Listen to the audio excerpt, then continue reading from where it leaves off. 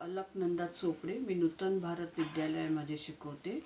आता आपल्याला हा जो आपत्ती व्यवस्थापन धडा आपण शिकणार आहोत, हा धडा मोठा असल्यामुळे याचे दोन भाग केलेले आहे. पहिल्यामध्ये आपत्ती म्हणजे काय, आपत्तीचे प्रकार कोणते, दुसऱ्या भागामध्ये आपत्ती व्यवस्थापन आणि त्याचे उद्दिष्ट आपण शिकणार आहोत. आणि हा धडा महत्त्वाचा आहे बोर्डाच्या दृष्टीने, कारण याच्यावर मार्क जास्त विचारण्यात येतात. आता आपत्ती म्हणजे काय, याचा अर्थ आपण बघणार आहोत. ही जी आपण चित्र बघत आहे आपत्तीचे चित्र बघत आहेत. आता ही जी चित्र आहेत ही बोर्डाच्या परीक्षेमध्ये ही चित्र दाखवली जातात. आणि याच्यामध्ये कोणता प्रकार आहे, आपत्तीचा कोणता प्रकार आहे हे आपल्याला विचारतात आणि त्याचे परिणाम कोणते आणि त्याच्यावर उपाययोजना कोणती हे करायचं आहे. आता बघा, याच्यामध्ये दोन आगगाड्यांची टक्कर झालेली आहे. तर या वेळेला हा प्रश्न, हे चित्र दिलेलं होतं बोर्डाच्या पेपरला आणि याच्यामध्ये त्याचे परिणाम कोणते आणि याच्यावर उपाययोजना कोणत्या हा प्रश्न विचारलेला होता. आता आपत्ती म्हणजे काय, तर आपत्ती म्हणजे पर्यावरणामध्ये अनेक वेळा भयंकर धोकादायक घटना घडतात, त्यांना आपत्ती म्हणतात. आता नद्यांना येणारे पूर, ओला कोरडा दुष्काळ, वादळे, भूकंप, ज्वालामुखी अशा अनेक नैसर्गिक आपत्ती आहेत. त्याचप्रमाणे मानवावर अचानक ओढवलेली संकट म्हणजे आपण त्याला आपत्ती म्हणू. आता असं पर्यावरणामध्ये आकस्मिक परिवर्तन घडून येतं आणि अशा विध्वंसक घटनांपासून पर्यावरणाला हानी पोचते. आता याच्यामध्ये बघा, संयुक्त राष्ट्रसंघाने एक आपत्तीची व्याख्या केलेली आहे. आपत्ती म्हणजे अशी घटना की ज्यामुळे अगदी आकस्मिकपणे प्रचंड जीवितहानी आणि अन्य प्रकारची हानी संभवते, अशी आपत्तीची व्याख्या आहे. आता आपण बघा, जगभरामध्ये आता कोविड-19 ही जी आपत्ती आहे ही पूर्ण जगामध्ये आहे. आणि या आपत्तीचे कोणकोणते परिणाम आहे हे आपण कोणकोणते परिणाम उद्भवतात हे आपण रोजच बघतो आहे. आता आपत्ती म्हणजे एखाद्या समुदायाचे किंवा समाजाच्या कामकाजाचा गंभीर व्यत्यय म्हणजे आपत्ती आपल्याला म्हणता येईल, ज्यामध्ये व्यापक मानवी किंवा भौतिक, आर्थिक आणि पर्यावरणीय परिणामांचा समावेश आहे. ज्यामुळे समाजाने स्वतःची संसाधने वापरून सोडण्याची क्षमता ओलांडलेली आहे, त्याच्यामुळे आपत्ती आपल्यावर उद्भवलेली आहे. नैसर्गिक संकटे नैसर्गिकरित्या मानवी आरोग्य आणि दुय्यम परिणाम आणि याचा शेवट म्हणजेच मृत्यू आणि दुःख उद्भवणारा तात्कालिक परिणाम आहे. आता हा जो परिणाम आहे हा कधी जलद असतो किंवा संथ दिसायला लागणाऱ्या घटनांमुळे ही आपत्ती घडून येते. आता ह्या आपत्तीचे बघा, आपण 4 प्रकार बघू. कोणकोणते प्रकार, पहिला बघा भौगोलिक. आता या भौगोलिक परिणामांमध्ये भूकंप, भूस्खलन, सुनामी, ज्वालामुखी यांचा समावेश होतो. आणि जलविज्ञान यामध्ये हिमस्खलन आणि पूर यांचा समावेश होतो. आणि हवामानशास्त्राचा जर आपण विचार केला तर त्याच्यामध्ये अत्यंत तापमानाने ही पण एक आपत्ती आहे. दुष्काळ आणि वन्य अग्नी आणि चक्रीवादळ.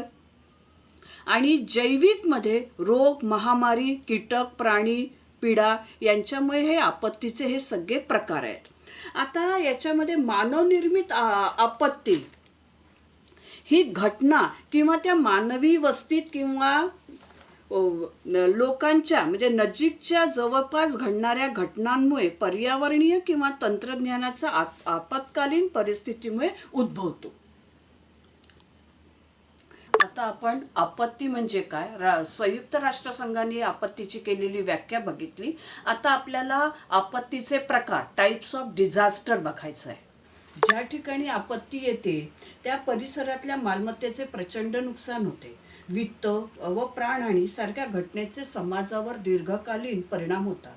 हे परिणाम आर्थिक, सामाजिक, सांस्कृतिक, राजकीय, कायदा आणि प्रशासन अशा सर्व क्षेत्रात येतात. याचा अनुभव आपण रोजच घेतोय.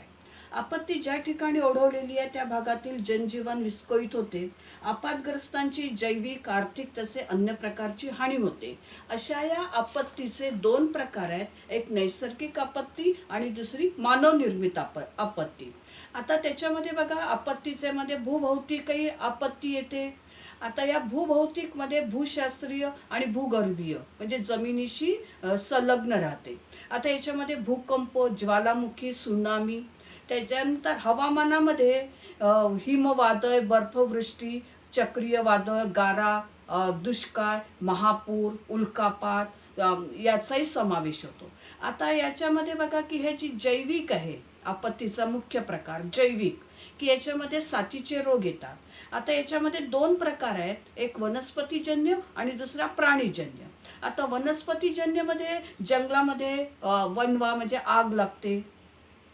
बुरशीजन्य रोग, साथीचा रोग म्हणजे पूर्ण पीक संत्र्याचं येतं आणि संत्र्याला विषाणूपासून जीवाणूपासून रोग होतात.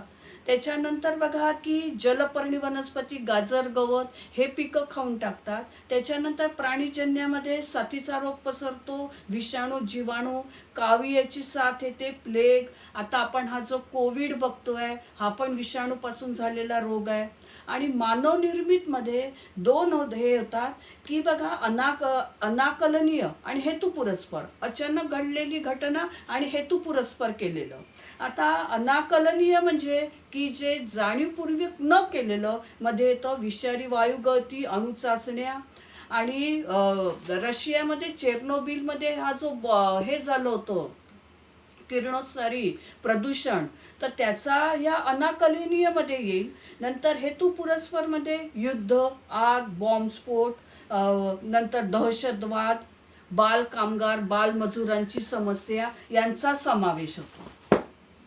आता मानवनिर्मित आपत्ती ही घटना किंवा त्या मानवी वस्तीत किंवा त्या नजीकच्या जवळपास घडणाऱ्या घटनामुळे पर्यावरणीय किंवा तंत्रज्ञानाच्या आपत्कालीन परिस्थितीमुळे उद्भवते.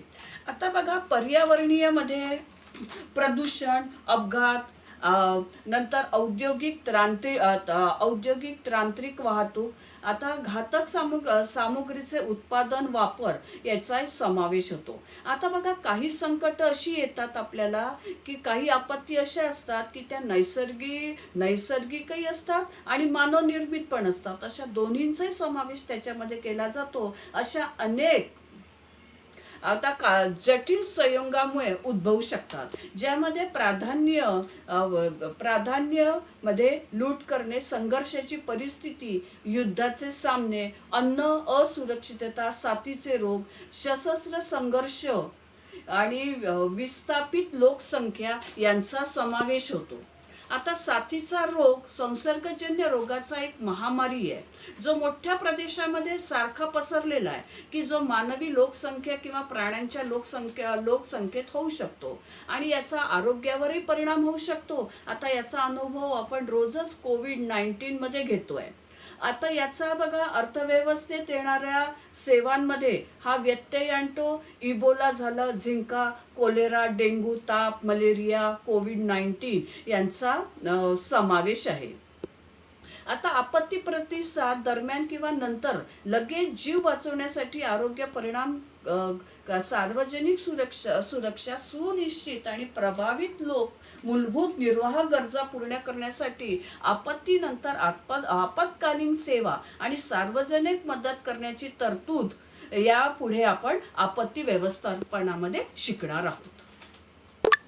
आता आपण आपत्ती म्हणजे काय हे शिकलो आणि त्याच्यानंतर आपत्तीचे प्रकार शिकलो. आता दुसऱ्या भागामध्ये आपल्याला आपत्ती व्यवस्थापन आणि त्याचे उद्दिष्ट कोणती आहे आणि त्याचे जे उदाहरण दिलेले आहे हे आपण आता दुसऱ्या भागामध्ये बघणार आहोत.